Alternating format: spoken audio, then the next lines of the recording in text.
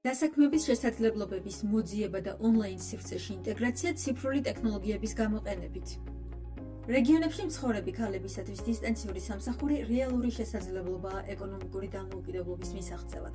სოფლებსა და რეგიონებში ხშირად რთულია სამსახურის პოვნა. ციფრული ტექნოლოგიები კი ქალებს საშუალებას აძლევს დაუკავშირდნენ დამსაქმებლებს სხვადასხვა ქალაქებსა და ქვეყნებში და გამოეხმაურონ ვაკანსიებს მიუხედავად დამსაქმებლის ტერიტორიული მდებარეობისა. გარდა ამისა, სოფლებიდან ხანგრძლივი მგზავრობა სამსახურებში, რომლებიც მუნიციპალიტეტის სხვადასხვა ადმინისტრაციულ ერთეულში მდებარეობს, დიდ დროსა და ხარჯებს მოითხოვს. დისტანციური სამსახური კი ამ ბარიერს აქრობს, ზოგავს დროს, ფულს და სხვა რესურსებს. ასევე, დისტანციური სამსახურები ქალებს საშუალებას აძლევს ჰქონდეთ მაღალანაზღეურებადი პროფესიების სოფლად ცხოვრების შემთხვევაშიც, რაც ხელს უწყობს საზოგადოების განვითარებას და ეკონომიკურ გაძლიერებას. როგორ შევქმნათ თანამედროვე CV და სამოტივაციო წერილი? იმისათვის, რომ გამოვეხმაუროთ ვაკანსიას, აუცილებელია გამართული და სწორად შედგენილი CV.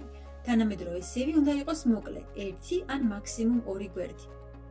როგორც წესი, CV შედგება რამდენიმე ნაწილისაგან.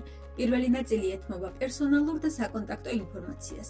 აქ ყოველთვის მიუთითეთ თქვენი სრული სახელი და გვარი, ასევე საკონტაქტო ინფორმაცია, ტელეფონის ნომერი და ელექტრონული პოსტის მისამართი. გარდა ამისა, CV-ს პირველ ნაწილში შეგიძლიათ მოკლედ აღწეროთ თქვენი მიზნები და მოტივაცია, ასევე გამოცდილება, თუმცა ეს ყოველივე რამდენიმე წინადადებისაგან უნდა შედგებოდეს. სამუშაო გამოცდილების აღწერისას მიუთითეთ არა მხოლოდ სამსახურის დასახელება, არამედ დაკისრებული მოვალეობები, პასუხისმგებლობები და მიღწევები, ასევე მუშაობის პერიოდი და სამსახურის ადგილმდებარეობა. სამუშაო გამოცდილება, ისევე როგორც განათლების შესახებ ინფორმაცია, დაალაგეთ ქრონოლოგიურად, დაიწყეთ ახალით და გააგრძელეთ ძველით. აუცილებლად მიუთითეთ ინფორმაცია უცხო ენების ცოდნის შესახებ, ეს ზრდის თქვენი CV-ით დაინტერესების შანსებს. რა არ უნდა მიუთითოთ CV-ში? არ მიუთითოთ თქვენი ზუსტი მისამართი. CV-ში სრული მისამართის ჩაწერა პოტენციურად საფრთხის შემცველია, ვინაიდან უცხო პირებს უზიარებთ თქვენს პერსონალურ ინფორმაციას. არ მიუთითოთ ასაკი, ოჯახური მდგომარეობა, რელიგიური და პოლიტიკური შეხედულებები, ეროვნება და სექსუალური ორიენტაცია. მსგავსი ინფორმაცია შესაძლოა გამოყენებული იქნას დისკრიმინაციული მიზნით. ხშირ შემთხვევაში დამსაქმებელი არ ითხოვს CV-ში ფოტოს განთავსებას. დააკვირდით ვაკანსიის მოთხოვნებს, რადგან შესაძლოა სხვადასხვა დამსაქმებელს სხვადასხვა მოთხოვნა ჰქონდეს. ევროპული კომპანიები და ორგანიზაციები ხშირად ითხოვენ CV-ს ევროფას ფორმატში, რომლის შექმნაც უფასო და ყველასათვის ხელმისაწვდომია. ვებგვერდზე შეგიძლიათ შექმნათ თქვენი პროფილი, ხოლო შემდგომ დაიწყოთ CV-ს შევსება, სადაც რამდენიმე შემოთავაზებული დიზაინიდან შეგიძლიათ აირჩიოთ თქვენთვის სასურველი.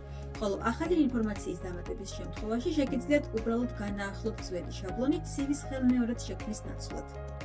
ევროპას ფორმატი საშუალებას გაძლევთ შექმნათ CV ინგლისურ ენაზე და დაამატოთ ყველა აუცილებელი ველი, მათ შორის ინფორმაცია განათლებისა და სამუშაო გამოცდილების შესახებ, ენების ცოდნის დონისა და სხვა უნარების აღწერად მარტივად და უფასოდ. სამოტივაციო წერილი დაწერეთ სპეციალურად იმ პოზიციისათვის, რომელსაც ეხმაურებით. დეტალურად აღწერეთ, რატომ გსურთ ამ პოზიციაზე მუშაობა და თქვენი კვალიფიკაცია და შესაბამისობა ვაკანსიაში აღწერილ მოთხოვნებთან. ხოლო თუ ტექსტს ინგლისურ ენაზე წერთ, ისტორიისა და გრამატიკის შემოწმებისათვის გამოიყენეთ ისეთი გვერდები, როგორიც არის Grammarly ან ხელოვნური ინტელექტი. თუმცა, გამოიყენეთ ხელოვნური ინტელექტი და ციფრული პლატფორმები ფრთხილად. ნუ მიუთითებთ პირად და კონფიდენციალურ ინფორმაციას, ყოველთვის გადაამოწმეთ მიღებული პასუხები და მათი სისწორე.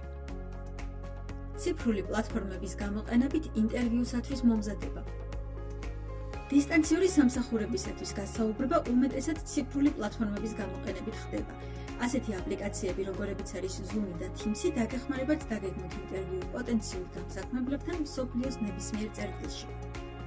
Zoom და Teams წარმატებით მუშაობს როგორც მობილურ მოწყობილობებზე, ასევე პერსონალურ კომპიუტერებზე.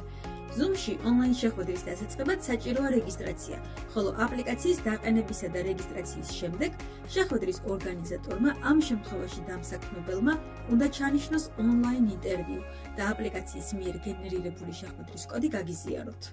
ამ კოდის მფლობელები მარტივად შეუერთდებიან ონლაინ ინტერვიუს.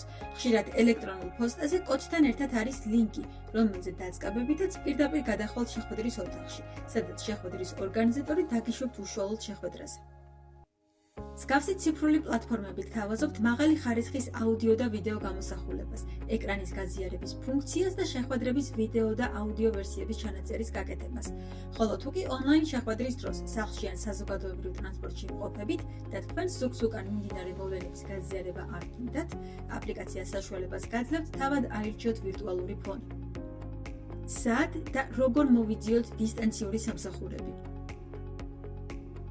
სწორი პლატფორმის გამოყენების შემთხვევაში დისტანციური სამსახურის მოძიება დღეს უკვე რეალისტური და ხელმისაწვდომია.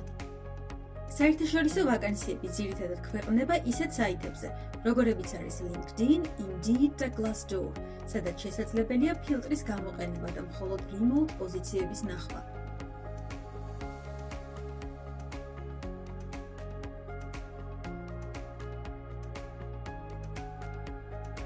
თუ გაინტერესებთ, სრულად დისტანციური ან გლობალური პოზიციები სპეციალიზირებული საიტებია Remote OK, We Work Remotely და FlexJobs. ასევე მნიშვნელოვანია კომპანიების ოფიციალური ვებგვერდების Careers ან Jobs სექციების რეგულარული შემოწმება, რადგან ბევრი ორგანიზაცია ვაკანსიებს ჯერ სწორედ აქ აქვეყნებს.